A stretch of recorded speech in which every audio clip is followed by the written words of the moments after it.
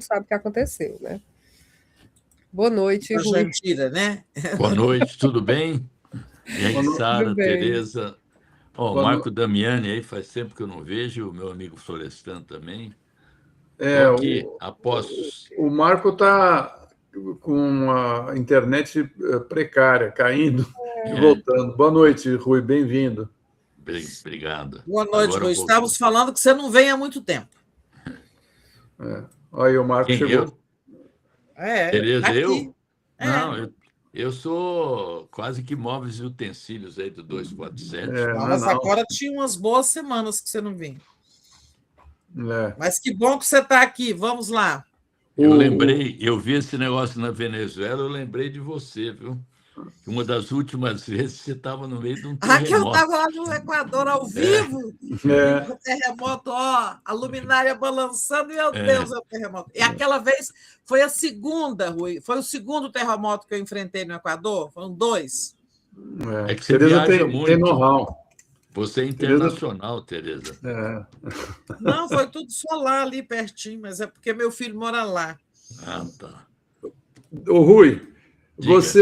você entrou com uma representação na Procuradoria-Geral da República e na Procuradoria-Geral Eleitoral para Eleitor. pedir a apuração de um edital do Departamento de Estado dos Estados Unidos voltado ao financiamento de ações no Brasil para atacar o judiciário brasileiro com falso argumento de censura. Diga aí, qual é a alegação dessa representação que você espera com ela?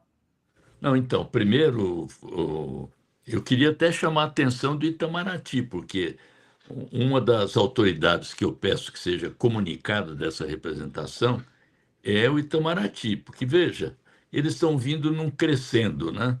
Nosso povo ficou acreditando na química do Trump com o Lula, e graças à família Bolsonaro ganhamos o tarifaço agora, e o Trump reconhecendo que vai interferir nas eleições brasileiras, isso não é intenção, ele afirmou isso, e o Marco Rubio está com um projeto praticamente para ser efetivado, de abrir um edital de quase US$ 1 milhão para que organizações, entidades possam denunciar e receber dinheiro, o que eles alegam, né? As ações do Supremo Tribunal Federal, as questões de tentativa de regulação das big techs aqui no Brasil, censura, uma suposta censura, enfim. Eu já me lembro, em 64, eles fizeram intervenção aqui no Brasil, primeiro financiando a construção de um instituto, Instituto de Pesquisas Econômicas e Sociais, que era para fazer uma narrativa contra a infiltração comunista no Brasil e pela deposição do presidente João Goulart.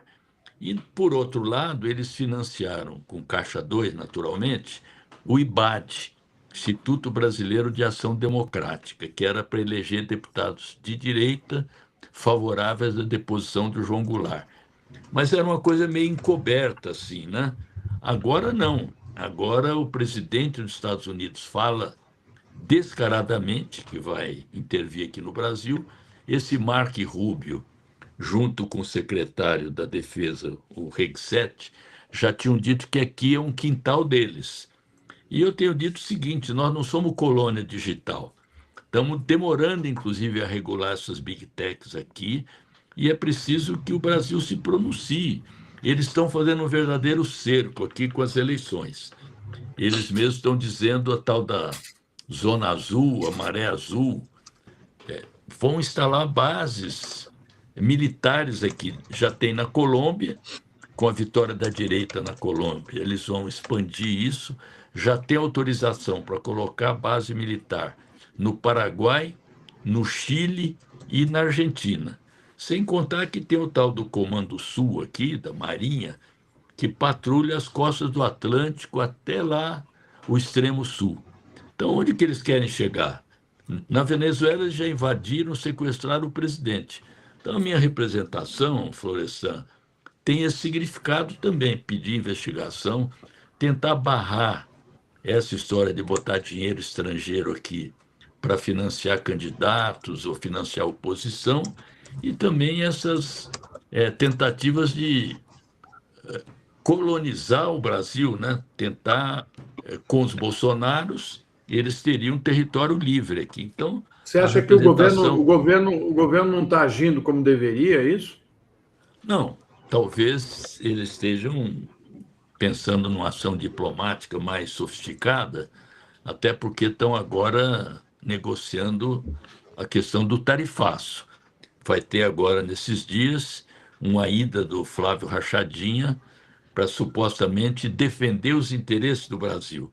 Quer dizer, eles pregam o tarifaço, o irmão dele está lá articulando um tarifaço contra o Brasil, e ele vai fingir que vai defender os nossos interesses nessa reunião, que tem um sentido comercial, digamos assim, não é uma ação que necessite a presença do nosso ministro das Relações Exteriores, eu imagino. Mas pelo É menos um uma audiência observador, né? pública, mas não é. O governo optou por não participar dela, Isso, né? exatamente. Vai lá o Flávio, supostamente, para defender nossos interesses, né? Então, essa representação, ela vem em meio a essa briga, entre eles aí, briga de família. O Flávio com a Michele, agora o Eduardo, o Flávio recua, o Eduardo ataca, e o tal do Figueiredo, que é o representante permanente lá, inclusive com declarações misóginas terríveis, dizendo que mulher não sabe votar, mulher é ignorante. Eles depreciam primeiro a Michelle e agora estão atacando todas as mulheres brasileiras, dizendo que a maior prova que elas não sabem votar é que o Lula tem uma intenção de voto quase o dobro das intenções de voto do Flávio Rachadinha, né? Eu espero que, pelo menos, a Procuradoria-Geral não arquive a representação, como tem feito em outras ocasiões, e envie para o COAF, para o Itamaraty, para todos os órgãos que têm interesse, supostamente, em defesa da democracia e para que as eleições não tenham esse tipo de interferência totalmente ilegal. Tereza? Mas, olha, eu queria entender melhor esse negócio da sua representação.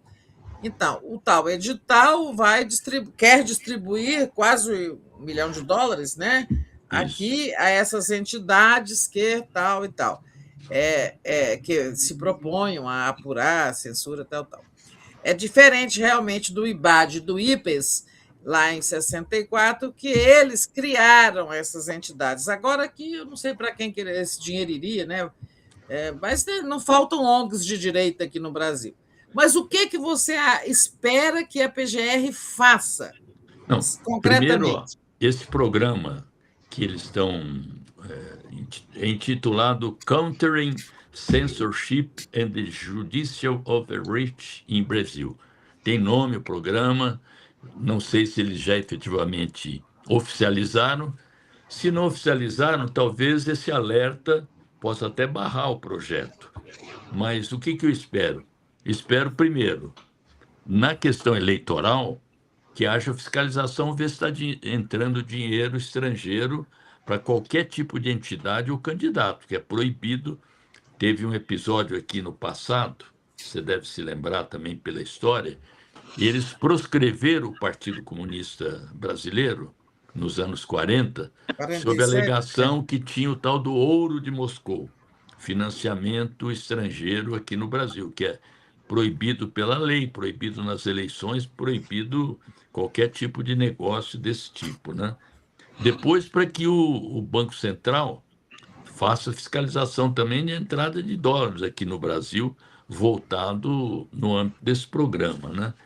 Estou pedindo para o COAF também, todo mundo que trabalha com dinheiro, para que fiscalize o Banco Central, a Polícia Federal também. Então, é um alerta, uma representação bastante extensa, eu não vou aqui reproduzi-la, está disponível aí no meu site, inclusive, porque nenhum governo estrangeiro pode financiar atividades aqui no Brasil desse tipo, né? É uma operação política também para atacar o STF. Tem vários significados essa ação do Marco Rubio, né? E Eu vocês entendi. O sabem. dinheiro tinha que entrar aqui e você quer que sigamos o dinheiro, né? Vamos vigiar dinheiro. Não quero primeiro que não entre, seguir Nem para que não Pois é, entrar, né? tentativas de entrada. Você vê quem quer. Deputado Rui Falcão, boa noite. Tudo Boa bem? noite. Deputado, a troca de cartas entre o Marco Rubio e o gabinete do senador Flávio Bolsonaro, com a promessa indicada pelo Marco Rubio de o governo americano participar do eventual governo de transição, escolher ministro, escolher áreas de atuação. Isso não dá impugnação, não? Qual é a sua opinião sobre essa troca de missivas entre eles? Não, primeiro são ações de fustigamento, né? Ele sabe que o cara não foi nem eleito, não é nem candidato oficialmente, faz parte de uma campanha de cerco, de criar fato que vai impulsionando o candidato que está mal das pernas, por enquanto, devido à briga em família, mas faz parte dessa campanha de desgaste, de provocação. Por isso que eu disse que talvez, não sou eu que decido isso, se não seria o caso de chamar, não sei se já veio o embaixador para cá, mas tem um encarregado de negócios, chamar para explicações. O nosso governo pedir explicações de sucessivas declarações, seja do presidente, seja do Marco Rubio, seja essa troca de correspondência, seja a ação do Eduardo Bananinha lá nos Estados Unidos, que já se pediu providência em relação a isso, seja para que mande para cá o Ricardo Magro, que o presidente Lula já pediu para que extraditasse, que é o maior devedor do imposto de renda aqui no Brasil, dono de uma refinaria, ex-dono que não refina mais, né? Então, a minha iniciativa tem esse significado, que vamos, gente, tem uma repetição. Você lembrou bem, essa carta do Rubio aí é mais uma, né? Já tinha tido a declaração do Pete Hegseth, ele está aqui, inclusive, morando na Argentina agora. Teve esse encontro do candidato com o Milei na Argentina, meio que pedindo apoio, né? Dizendo que se o Milei tem a serra, ele vai ter um tesouraço. Ele fala que vai cortar impostos. Ora, nós estamos querendo taxar os super ricos, ele quer proteger os super ricos cortando o pouco de imposto que eles já pagam, né? Acho que é importante, sim, a cada movimento ter uma contrapartida, né? Porque senão eles vão ficar pautando esse jogo aí. Acho importante você entrar na PGR. Exatamente. Acho Porque eles estão com as cartas aí jogando e a gente olhando apenas. eu acho que a gente tem que, do meu alcance, as iniciativas que eu posso tomar são essas, né? Denunciar, alertar, pedir providência das autoridades, isso é papel de um deputado, né? E eu procuro fazer isso toda vez que surgem coisas desse tipo, né? Perfeito. Ô, Rui, me diga uma coisa, como é que está essa pauta que está no Senado ali, né, de PECs dos agentes de saúde, que vai custar 30 bilhões em 10 anos, as tais pautas bombas, o que o Alcolumbre quer votar, ele diz que está sendo pressionado, está reclamando. Você acha que conseguir aprovar essas PECs que vão ser tão prejudiciais ao país? Veja, eu falei, quando isso estava tramitando na Câmara, eu conversei com o nosso hoje ministro Guimarães, ele está tentando mediar para fazer essa questão de forma gradativa, né? Eu não sei quantas anos das negociações. Hoje estava o nosso líder, tinha uma reunião de líderes que estava para acabar meia hora atrás. Eu fiquei aqui para esperar a entrada do programa. Eu não sei se já acabou. Nas pautas de hoje, o que está pautado para hoje, não tinha nada disso por enquanto. Pauta da Câmara. Eu quero crer que, a partir do começo de julho, essas coisas possam se acelerar, inclusive o fim da escala 6x1, porque o Alcolumbre finalmente está chamando líderes sindicais e os autores das propostas para acabar com a escala 6x1 para uma primeira conversa. Então, eu acho que, se ele vai levar à frente a questão dos agentes comunitários, quero crer que ele vai colocar uma contrapartida de pautar o fim da escala 6x1, depois de ter ouvido os empresários, ter ouvido as confederações patronais que estão querendo fazer pagamento por hora, o que significa, se mudarem o projeto que vem da Câmara, volta para a Câmara. Eles vão ganhando tempo com isso, porque dia 17 começa o recesso, e nós queremos, de preferência, votar essa questão antes do recesso. Não é só por razões eleitorais, que tem significado, mas para que os trabalhadores possam ter esse direito mais rápido, porque aprovado o projeto, você tem depois 60 dias de prazo para ele ser regulamentado e entrar em vigor, sendo que esse ano seriam 42 horas e não 40, 2 dias de folga semanal, de preferência no fim de semana, sem redução de salário. E o ano que vem passaria finalmente para 40 horas, né? Então, o pessoal começa a se mobilizar. Tem havido já reuniões nos estados, as centrais sindicais estão chamando manifestação. Então, eu não posso dizer que a onça vai beber água, porque na votação da Câmara, o Boulos deu essa frase e o presidente da Câmara ficou sensibilizado. Então, talvez dizer que a chapa está começando a esquentar, né? O Alcolumbre, você vê que a chapa está esquentando. E aqui em São Paulo, Rui, a chapa agora com Márcio França junto de Haddad, eu estive ali na consolidação dessa composição, essa chapa esquenta, vai ficar meio morna? O que ela está está bem porque, primeiro, isso foi tudo consensuado entre os três. Agora entra o debate dos suplentes, né? São mais um mês, dois suplentes de cada senadora, né? E tem as convenções agora, já tem data para as convenções. Hoje o presidente do PT de São Paulo disse que dia 25 é a convenção do Haddad, em Ribeirão Preto, e dia 2 de agosto a convenção do Lula junto com o Haddad. Quer dizer, o Haddad vai ganhar um bônus ainda de ter 2 convenções, uma delas com o Lula, né? Então, a partir daí, as chapas estão... A chapa de federais, estaduais, está bem cheia, está mais forte do que a do ano passado, da eleição passada. Então, o nosso povo está bem otimista. O Haddad está indo para o interior, tem rodado bastante. Então, eu tenho rodado o estado. Eu fui lá na Alta Araraquarense, fui na Alta Paulista, fui na Mogiana, aqui na Grande São Paulo. O povo está começando a se animar. Acabou aquela história do Haddad que ia fazer sacrifício, agora está todo mundo achando que vamos ganhar a eleição. O desgaste do Tarcísio tem aumentado. Amanhã parece que aumenta a tarifa dos pedágios, né? A Sabesp continua prestando um péssimo serviço e o feminicídio não está sendo contido, infelizmente, né? Então, a expectativa de ter um excelente desempenho, tanto para o governo do Estado como para o Senado, está animando a nossa tropa aí. Estão calculando que as 2 bancadas vão aumentar também. Fala em 14 deputados federais, 13 deputados federais, nós fizemos 10, os estaduais também. Então, o clima é de animação.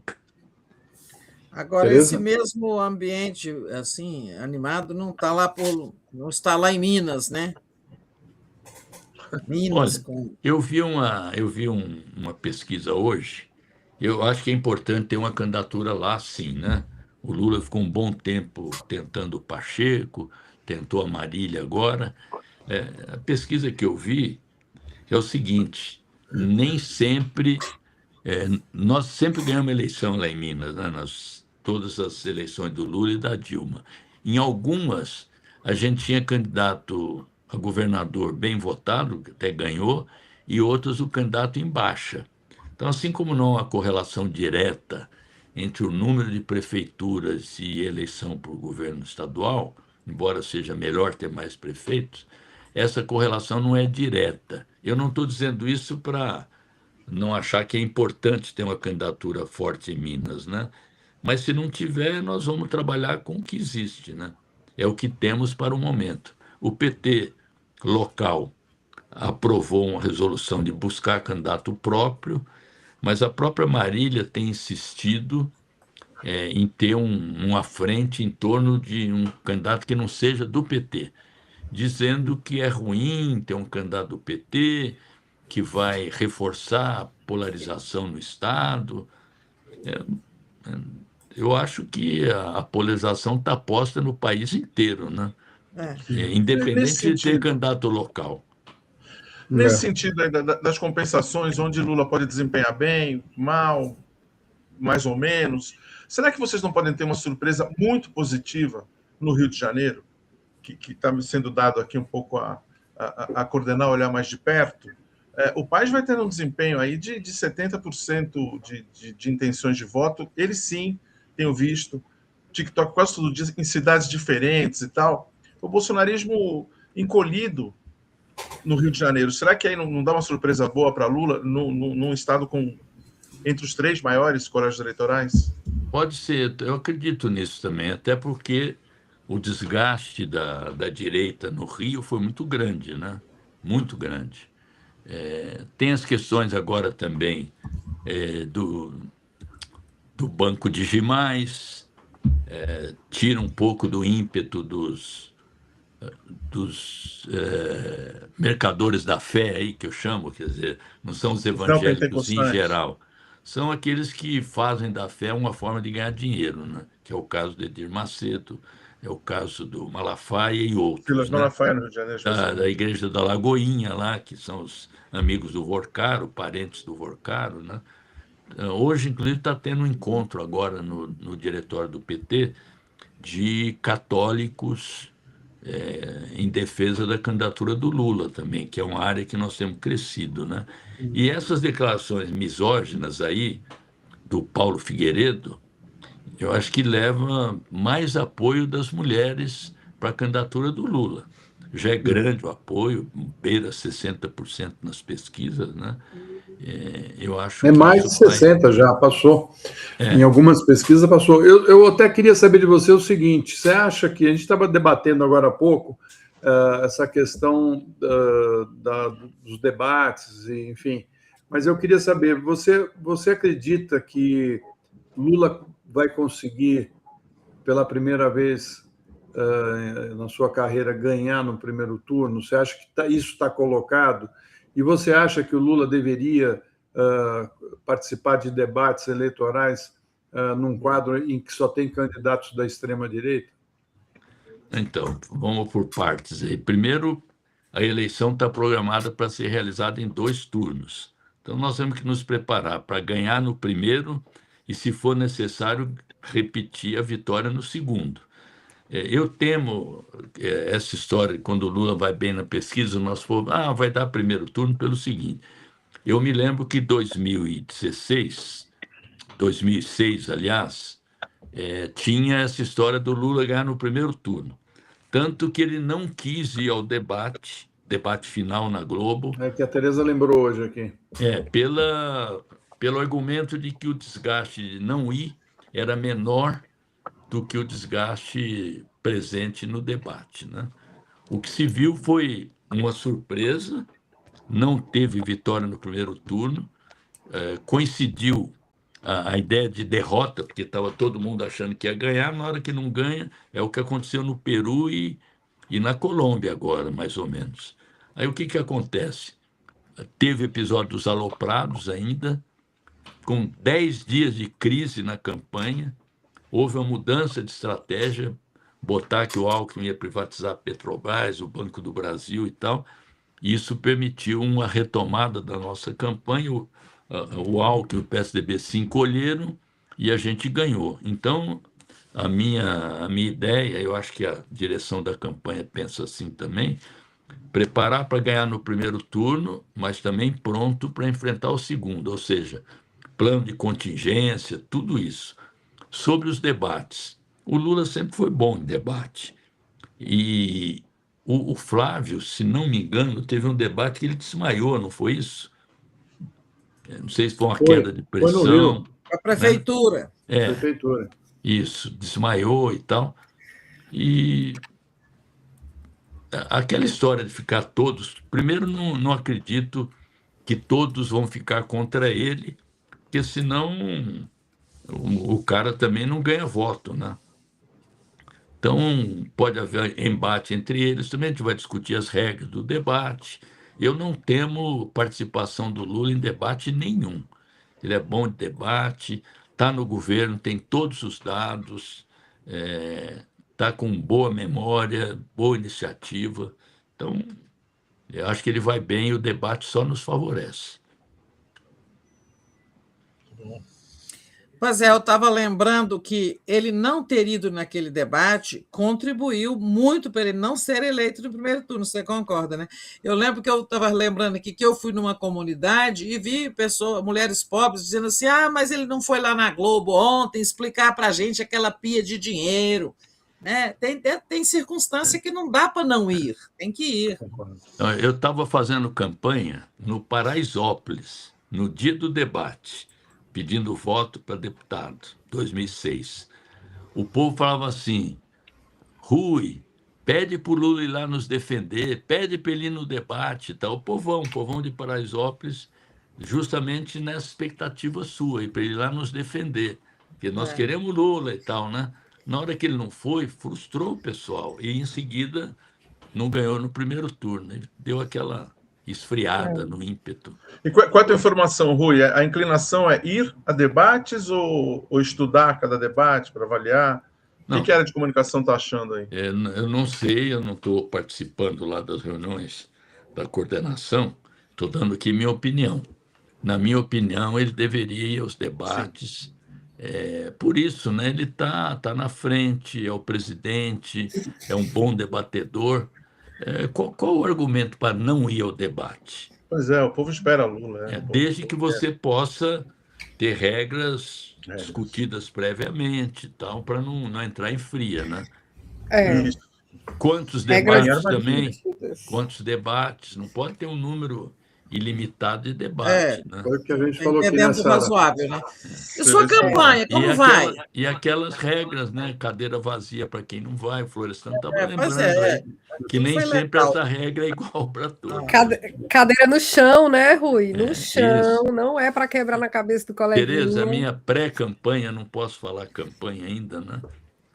Estou sobrevivendo aí, estou rodando o Estado, dizendo que sou pré-candidato, tenho umas propostas, eu estou aí para protocolar 2 PECs, uma é para submeter emendas constitucionais a referendo, né? E na mesma emenda dá ao presidente o direito de convocar plebiscito por decreto. A outra, isso é bom, hein? Porque as pessoas falam: por que não faz mais plebiscito no Brasil? Eu falo: gente, tem que aprovar. Faz parte da minha proposta de regulamentar a participação popular na Constituição, né? Muito bem. A outra é uma coisa abstrata, mas muito importante, parece abstrata, que é incluir entre os direitos e garantias fundamentais, o artigo 6º, que tem lá de saúde, educação, transporte, moradia, lazer, incluir o tempo como direito fundamental. Porque o tempo é um bem escasso, né? E é um bem não renovável. Então, a gente tem que ter direito de fruir o tempo, de gozar o tempo, de não ter jornadas exaustivas, não ter escala 6x1, não perder horas no transporte coletivo, enfim. Brilhante sacada. É um direito fundamental o tempo, que ele se esgota, né, infelizmente, para cada um de nós, mesmo para quem vai viver 120 anos como Lula, um dia vai acabar. Então temos que aproveitar o tempo dos maior debates. Ativo de todos, Isso. né? E ele é escasso, né? E é não renovável. Sara? Olha, tem algumas participações aqui do nosso público, mas eu queria só deixar uma coisa clara aqui, tá, gente? Não é que o presidente Lula declarou que não vai participar de debate ou está cogitando essa possibilidade. Nada não tem nada a ver com isso, viu? Isso é um debate aqui que a gente faz por conta, né, que tem como gatilho um artigo do Beppe Damasco, que está na nossa coluna azul, tá? Mas o presidente Lula não falou disso, não. Inclusive, ele gosta, né? Ele gosta do debate. É isso. Deixa eu ler aqui algumas mensagens. A Reginalíssima, ela fala assim: narrativas bolsonaristas, elas vão muito além da misoginia. A Elaine Santos pediu para o deputado falar sobre a escala 6x1, mas já falou, né, na sequência, acho que logo depois que ela mandou essa mensagem. A Regina Lissman também fala assim, deputado Rui, por que a alta porcentagem de rejeição ao presidente Lula ainda, por que não baixa? E aí ela fala assim, olha, a denúncia no STF, aquela contra o Flávio, em que ele diz que o presidente Lula é apoiador de narcotraficante, falando do Maduro, vocês lembram, né? Sim. Foi sorteada e ficou com Moraes. É isso. E aí, Rui? Rui, só falar uma coisa para você, só para a gente lembrar, né? O Lula não foi aquele debate da Globo de 2006, é bom que a gente pontue por quê. Porque a mídia brasileira cometeu um dos seus maiores abusos de poder, que foi ter passado 24 horas omitindo, reduzindo até a notícia sobre a queda do avião da Gol, que matou 190 pessoas, para mostrar dinheiro dos aloprados. E aquilo deixou Lula muito pé da vida, né? E ele falou, também não vou nesse debate hoje à noite. A Globo tinha sido uma das que mais mostrou dinheiro o dia inteiro, dinheiro no vídeo, não é? Só para a gente lembrar, assim, não foi por uma estultice política, foi porque aquilo foi muito agressivo. Foi um dos momentos que eu acho que a mídia mais abusou de seu poder para interferir no resultado da eleição, concorda? Então, mas eu acho que o decisivo, isso aí ele ficou muito incomodado, mas o decisivo foi a avaliação do pessoal, dos marqueteiros, de que até porque ele estava nervoso, o desgaste podia ser maior no debate do que a ausência no debate. Não teve isso, mas não foi decisivo, tá? Eu não lembrava desse acidente, Tereza. Foi um acidente que, inclusive, foi gatilho na época para uma discussão sobre CPI do... como é que era, gente, o nome? Do apagão aéreo, né? Não, é verdade, eu não lembrava disso. E para a gente encerrar de verdade, despedida mineira, né? Uma Você pessoa está mandou parecendo deputada, e para concluir... Não, e para concluir, a Marisa Costa fala assim, a cara da Sara rindo do Flávio é muito boa. É porque depois do desmaio, vocês lembram o que aconteceu, né? Que a Jandira contou. Que ele se sujou, né? Desmaiou e se sujou ali. Mas, enfim, gente, é isso. A Jandira é médica. Muito obrigada. Né? Ela é médica. Muito bom, Rui. Tá bom, foi um gente, prazer obrigado, ter você aqui. Não suma como você fez aí, você ficou muito tempo sem aparecer. É bom que a Tereza nota as minhas ausências, eu fico feliz. Estarei na próxima quando vocês quiserem. Um abraço, viu, gente? Obrigado. Tchau. Boa noite. Boa noite, tchau. Vou desembarcar vocês, tá, gente? Bye, bye. Tá bom. Assim que eu encontrar aqui o piloto.